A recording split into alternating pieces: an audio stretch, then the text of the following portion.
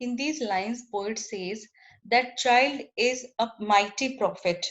He is the declarer of truth. He is a visionary because he knows those spiritual truths which adults are trying their hard to find out, which they are trying their best to find out, and which they are not able to find out because adults wander in the land of spiritual darkness, and this spiritual darkness is like the darkness of the grave. So adults are ignorant of the heavenly bliss which children are enjoying.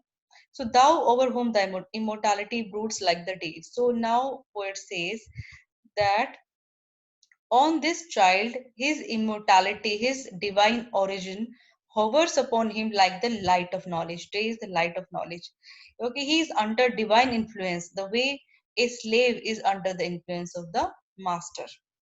So, a presence which is not to be put by. So, he is under the divine influence, and the presence of God is with him, and which cannot be ignored. Now come to the next line. Now he says, thou little child, yet glorious in the might. So child is ignorant of the power which he has, okay, and his legacy, that he is blessed with the glorious and heavenly power, okay, and is ignorant of this divine influence upon him, and he's so excited to grow up. And Wordsworth knows that when he grows up, he will be under a lot of burden. Inevitable yoke means he will be burdened by the miseries and the sufferings of the world. And his blessed state. He at present the child is in his blessed state because he is under divine influence. He possesses this heavenly glory, and soon this heavenly glory will be converted into conflict when he grows up. Okay, full soon thy soul shall have her earthly fright. Soon his soul will become acquainted with the worldly anxieties and issues, and conventions and customs will weigh heavy upon him like the frost. Now come to the next line. Now poet says, O joy, that in our embers is something that doth live. Now, poet says, as he has grown up, now he still remembers the ashes of that heavenly beauty, because now only ashes are left. He has lost that, heavenly vision. Okay.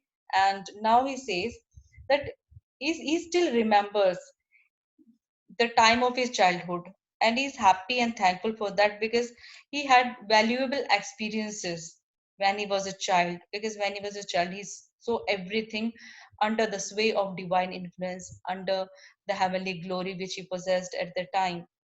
So that's why he says that he still remembers about that heavenly glory which is missing in his life.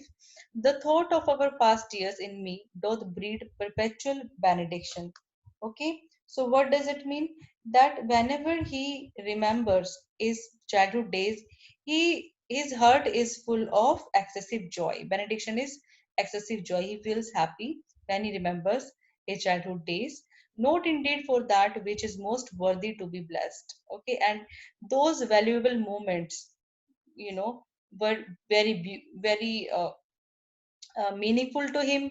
Okay, and are his valuable experiences. Okay, because now he's talking about the state of the child. So child is always free, always feels free and happy, and he believes in simple work, whether to be busy or at rest. So child has only two things to do, whether to be busy or to be at rest. So his heart is always throbbing with a newborn hope. A child's heart is always throbbing with newborn hope. Come to the next line. And that's why he says, that's why he wants to thank his childhood days, and he appreciates those days because he had such a great experiences at that time. Okay, and now he says about the state of child's mind, because a child always questions the things around him. Okay, he believes that everything around him is like a dream, is illusory, and is not real. Okay, so he wants to make sense of the things which he witnesses around him. So again, this is the influence of Plato upon Wordsworth, because Plato also believed that this world is illusory and our real home is heaven, and we have come here for a temporary stay. And that's why he says that blank misgivings of a creature moving about in world not realized. So you know, child is like that creature who doubts about everything, whatever he is witnessing around him, he doubts about everything. So he lives in this world without realizing it, so he doesn't know much about this world, and without realizing it he's still living.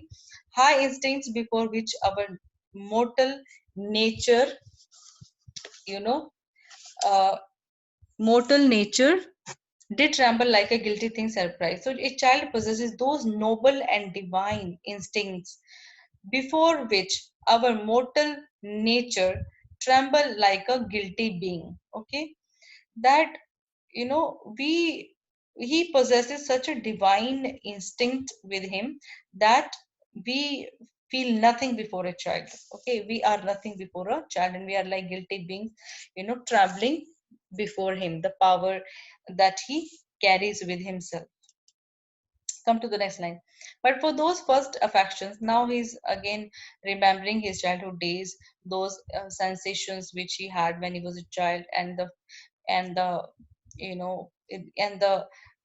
recollections which are fading away. Okay, he remembers those shadowy recollections which are fading, which be they what they may are yet the fountain light of all our day. What does it mean? Now he says that so those days of childhood are like the main source of knowledge to our being, provide us the main source of knowledge. Whatever we see only through those experiences which we had when we were children. And now he says, uphold us, cherish us, and have power to make our noisy ears see movements in the being of the eternal silence. So this divine influence, okay, this heavenly glory has the power to make us happy, uh, even at that time when we are troubled in our life. Okay, it brings about eternal silence, it brings about peace to us. Okay, truths that wait to perish never, and it makes us acquainted with those truths which we cannot ignore and which will always be there. And come to the next line. Now he says, which neither listlessness nor mad endeavor nor man nor boy nor all that is at enmity with joy can utterly abolish or destroy. So we reach to such a state, okay, when we are possessing this heavenly glory, we reach to such a state where somebody's mad behavior, and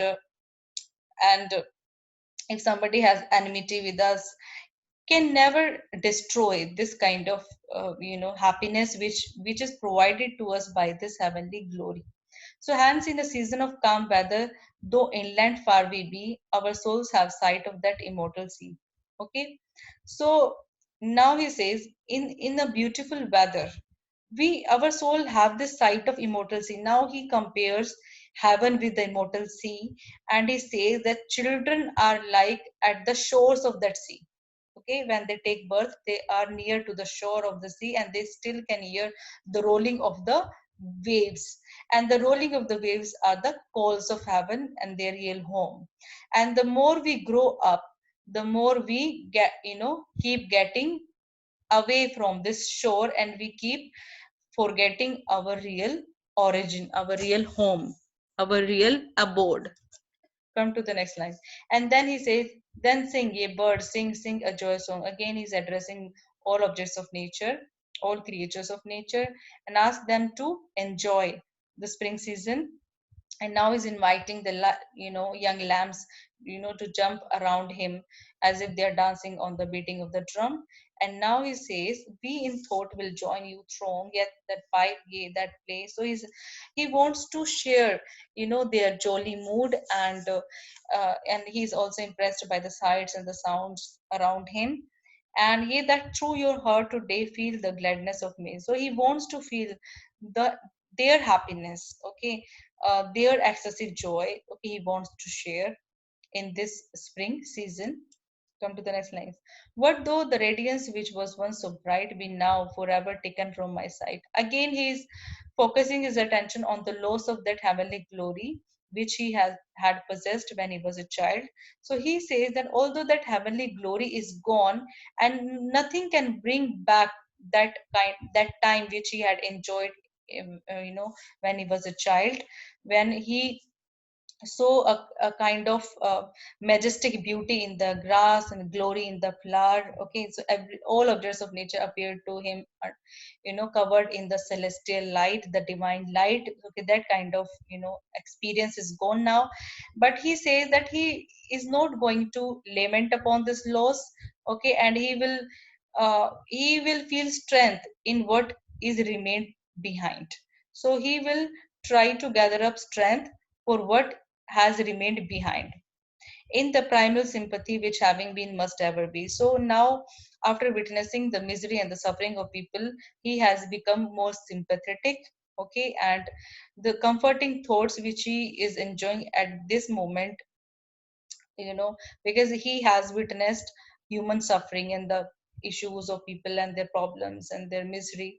So now he has more faith in the life after death. Okay, now when he has witnessed the human suffering. Okay, so he has become more sympathetic, and now he has faith in life after that. He knows that this life is not is permanent life. This is a temporary stay upon earth, and his real home is heaven. Come to the next line. Now he says, in years that bring the philosophic mind. Now, so after after the experience of so many years, he has become more thoughtful. Okay, and now he says, ye fountains, meadows, hills, and groves. Okay, these green landscape, these waterfalls, these hills, these trees, forbode not any severing of our love. So he says, although that heavenly glory is gone, but that doesn't mean that his love for nature, has disappeared, yeah, has gone. He still loves all objects of nature, and he still feels himself under the influence of nature. Okay, and his connection with nature is more spiritual now, is more intellectual now. Yet in my heart of hearts I feel your might. So he feels nature's power in his heart. I only have relinquished one delight. He said that he has just given up one delight. Okay, that heavenly glory which he had possessed when he was a child. Okay, when he was under the influence of nature. He says he still loves the brooks. Okay, the streams, the way the streams are flowing. Okay, and he remembers when he was a child, he would walk upon the brooks. Okay, and the innocent brightness which he had possessed at that time. He remembers that time, and all these experiences are still lovely to him. Okay, all these experiences are still appealing to him. The clouds, he's now appreciating the beauty of the clouds. In the setting sun, and now he says these clouds are witnessing man's mortality. That, what does it mean? He has got to know man's fate upon earth, that man has a short life upon earth, and then the real home of our soul is heaven. Another race has been, another palms are homes. Okay, thanks to the human heart by which we live. Now he's thanking the human heart. Okay, and the tenderness, the joys, the fears, the kind of experiences which we have upon this earth.